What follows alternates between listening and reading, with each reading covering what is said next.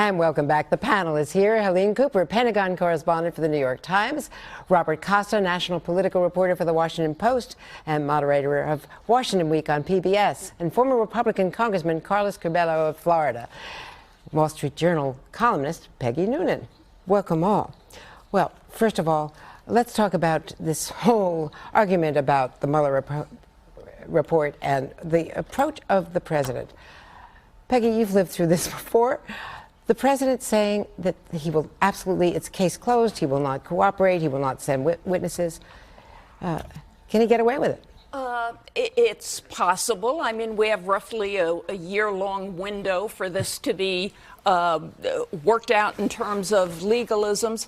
I have to tell you, I think the polling you showed at the top of the show, with a majority of Americans not wanting to go towards impeachment, which I think implies the hearings and investigations. And let's show that. Let's put it up one more time for people to see it. 56%, Peggy, saying that they do not want impeachment. 37% saying that they do. And the Democrats clearly divided.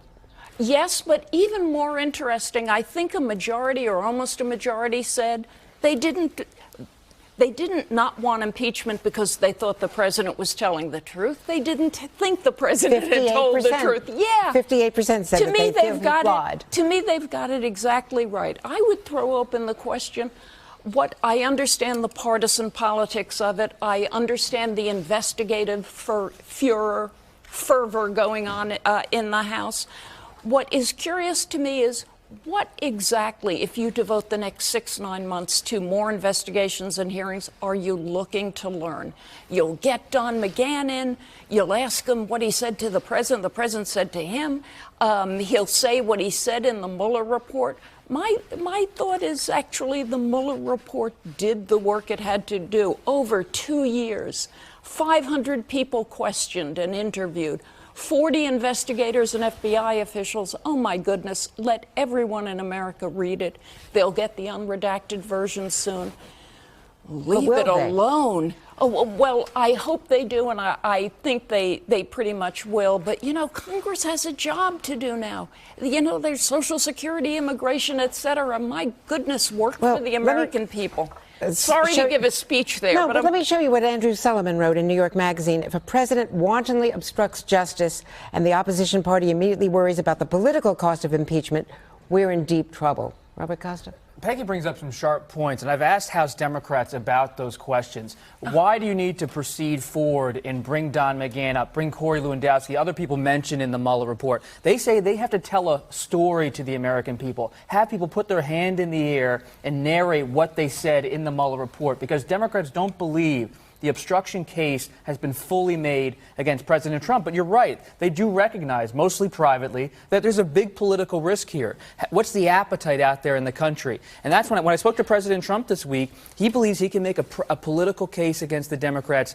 They're spending far too much time on this, but it's a little bit nuanced. He said he hasn't made a, quote, final decision on asserting executive privilege. And we saw this week with the security clearance process, the Democrats are actually going to be able to bring someone up to talk to House Democrats about the security clearance process at the White House. That's the one exception. The one exception. They're now saying that you know what that reveals? It reveals there is a negotiation going on. It's not totally black and white at this point in terms of the standoff between the White House and Congress. Will the president pay any price for stonewalling if he continues, though, to object to most of the unredacted the redacted portion not being available to Congress? So, Andrew, here's the problem with the Mueller report. For the president and his supporters, it's obvious that it was not a witch hunt. It was professional, it was thorough, and it was fair. And it does cast the administration in a negative light. However, for the president's opponent, the problem is similar, that the Mueller report was fair, it was sober, and it does not obviously provoke impeachment. So the way the administration handles these inquiries, these subpoenas, that's where the public could either support impeachment more or reject it more than we're seeing even today in these poll numbers. And that's kind of the squeeze, right? I saw this. John Boehner went through this. Paul Ryan went through this. Now Nancy Pelosi is going through it. The squeeze between centrists in her caucus and the progressives that 37%, the liberal Democratic base that does want impeachment to begin today.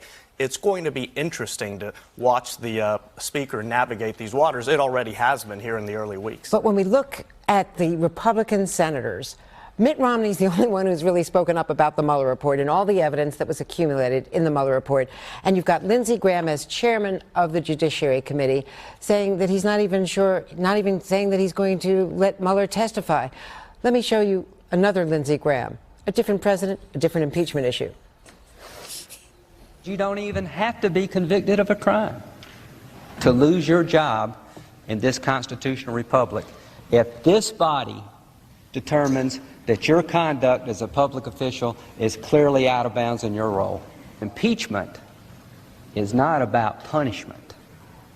Impeachment is about cleansing the office. Helene Cooper?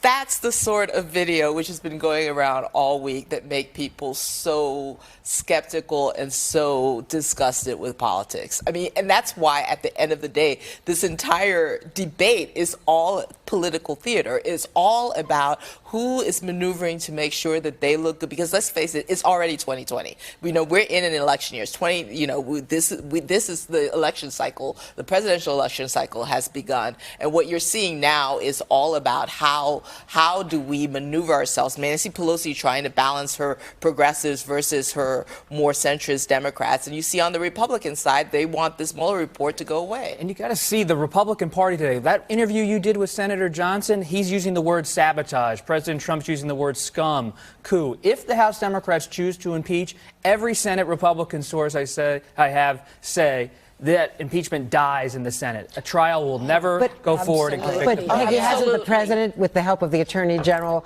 branded this before the Mueller report came out? For 3 weeks, they went around saying exonerated, no collusion, no conspiracy. Yeah, and then people got a look at the report, and they saw it was a fairly dreadful portrait.